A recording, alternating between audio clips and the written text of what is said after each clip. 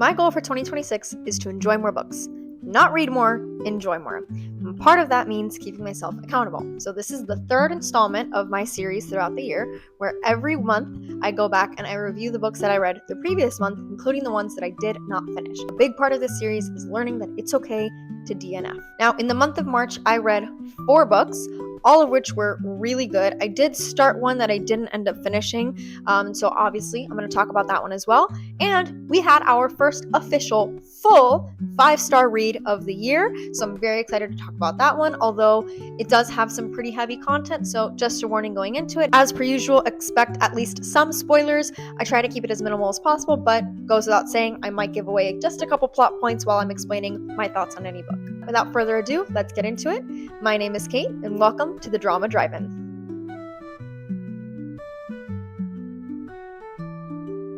Now, my first read in the month of March was The Old Man and the Sea by Ernest Hemingway. This is a classic, and I finally understand why. I've heard people talk about this book for a really long time. I know a lot of people who read Hemingway, especially because I'm from South Florida and we've got Hemingway's house down in the Keys. So it was one that I'd always been told about.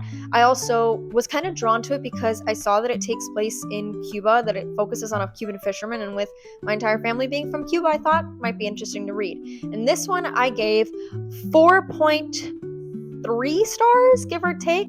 I think part of what I enjoyed so much about this book is that I can't really tell you what I loved about it. And I know that sounds kind of like a cop-out, but it focuses on this old fisherman out of Havana, and he has bad luck. He goes oftentimes months without catching anything, and this is his longest streak he's ever gone without catching a fish. And so he sets out completely by himself on this adventure to find the biggest fish he can. And he goes out much further in the sea than he normally does. He hooks this huge marlin, and on their way back to the shore, it's a lot of trials and fights just to catch this fish and bring it back as an attempt for it to kind of be the magnum opus of his career and a little bit of a final goodbye for him. Now, I will say I have a soft spot for old people. I think any story that focuses on the elderly is welcome because we have a lot of literature that focuses on the youth.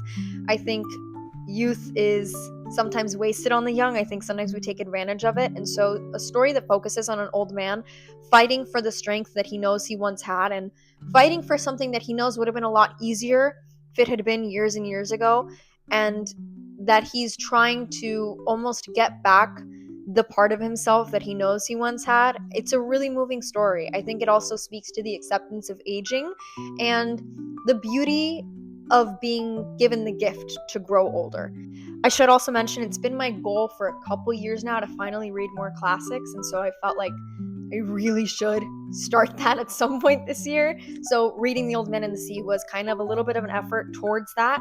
I'm trying to read at least 5 classics this year, which for some people is very, very few, but I haven't ever read much of them, so it's definitely going to be an adventure for me.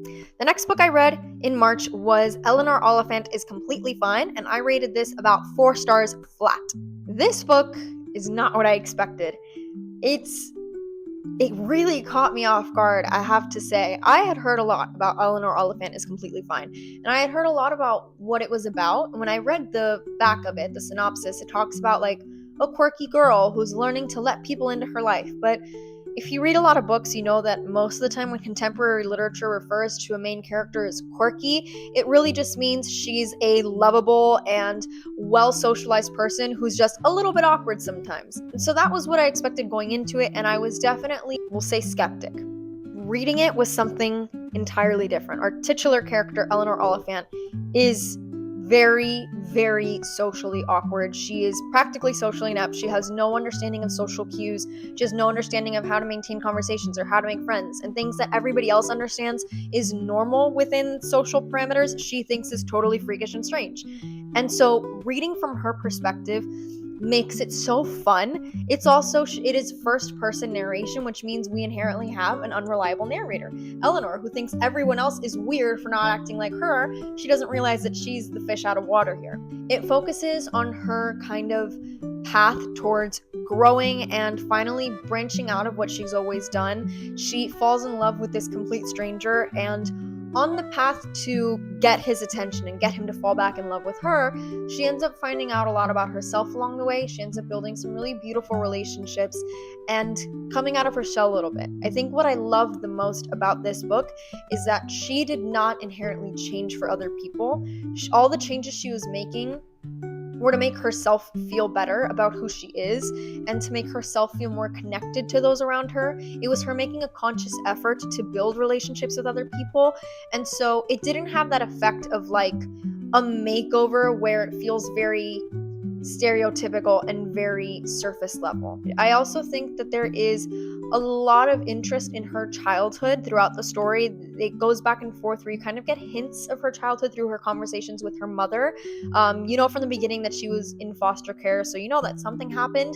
They don't reveal until later on, little by little, what exactly that situation was. And I think that adds a lot of intrigue to the story and it gives a lot of depth to our main character. The next book I read in March was Margot's Got Money Troubles by Ruby Thorpe. This one I rated about a 2.75, we'll say. Admittedly, that one was hard for me to rate because I'm trying to rate it based on how objectively good I think it is and not how much I like it.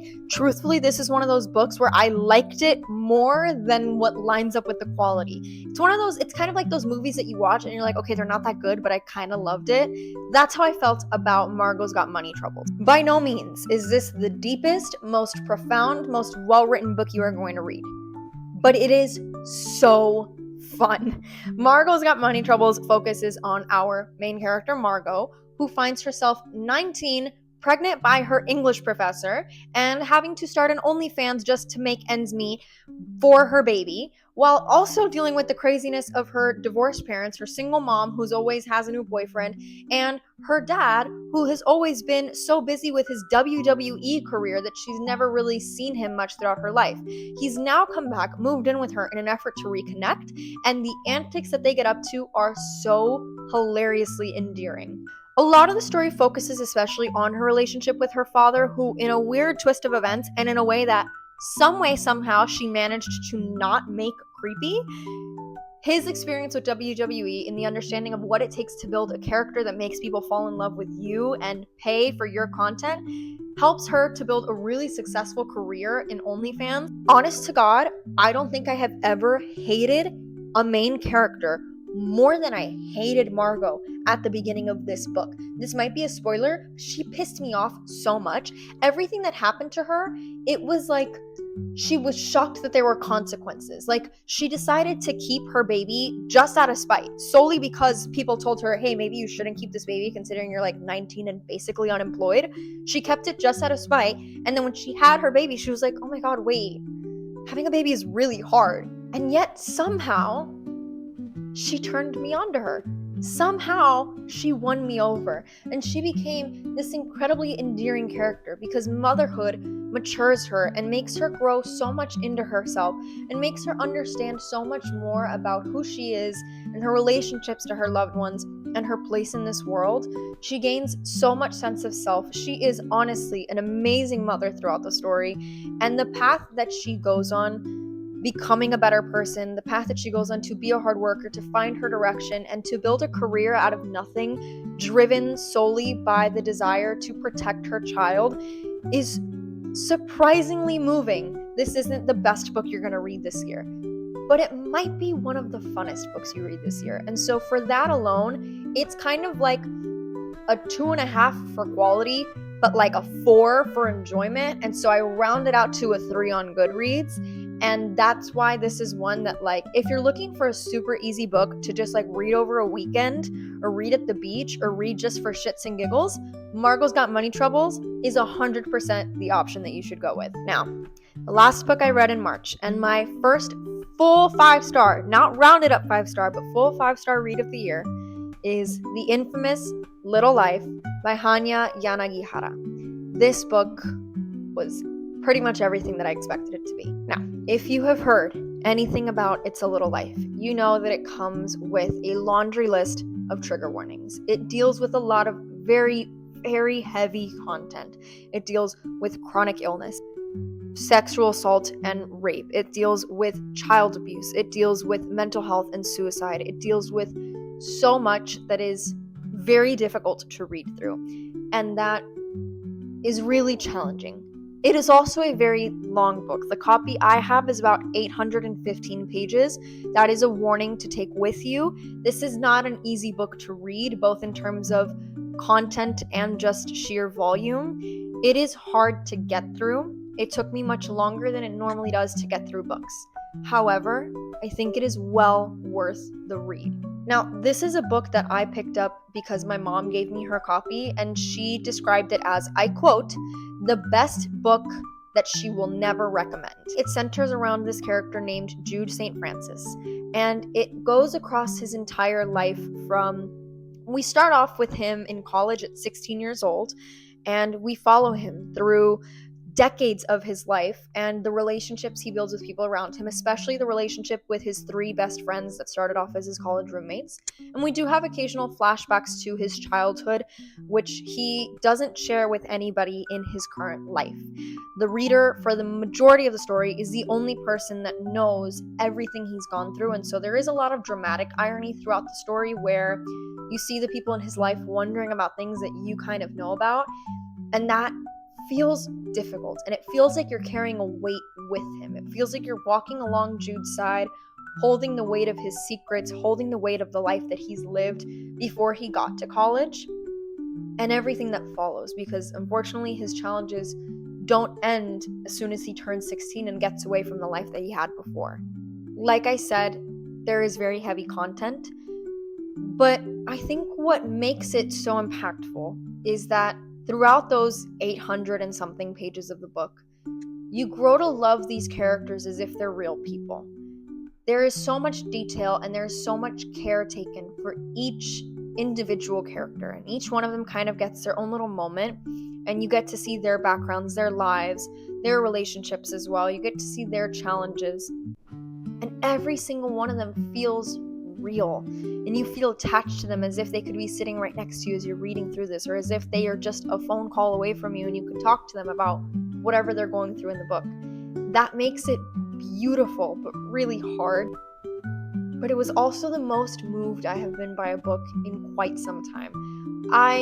It seems a little silly to say that I've been in a slump, especially because most of the books I've read this year I've rated between 3 to 4 stars, so it seems like I've been reading really good books. But the really good books I've been reading have been mostly pretty chill or kind of, lighthearted reads. I don't think I have read anything that has been this impactful this year. And I don't think I will read anything this impactful for quite some time unless I pick up a Kristen Hanna, because those always make me cry like a baby. For all the intensity, for all the heartbreak that you will inevitably go through reading this book, it is something that I think is worth reading. Now, a book that I did start in March and that I didn't finish is The Berry Pickers. This one, I read about 3 or 4 chapters and it wasn't really getting me. I didn't feel really into it. I did kind of switch gears and go instead into The Bright Years because my mom had recommended it very highly, and we tend to read most of the same books. So you'll definitely hear about that in my April reads if I finish it, and I'm going to give The Berry Pickers another try. But it wasn't pulling me in yet. The Berry Pickers focuses on this family in Maine, I believe in the 1950s or earlier maybe, but I could be wrong. And the youngest of them goes missing. And so it deals, I think, with another one of those kind of back and forth perspectives of the family dealing with the aftermath of losing their daughter, and I think where the daughter ends up later and her life without really knowing what her past is. And so it does sound like a very interesting concept.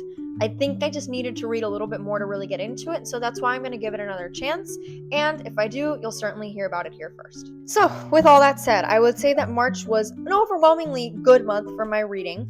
I also read through a lot of these books faster than I did in January and February, which I'm definitely happy about. I'm glad that I'm picking up the pace a little bit. I had been in a little bit of a slump for a while, and I have a bunch of books lined up for April that I'm very excited to read, so hopefully with that, we'll have another good month in April. But with all that said, this has been the Drama Drive-In. Thanks for watching.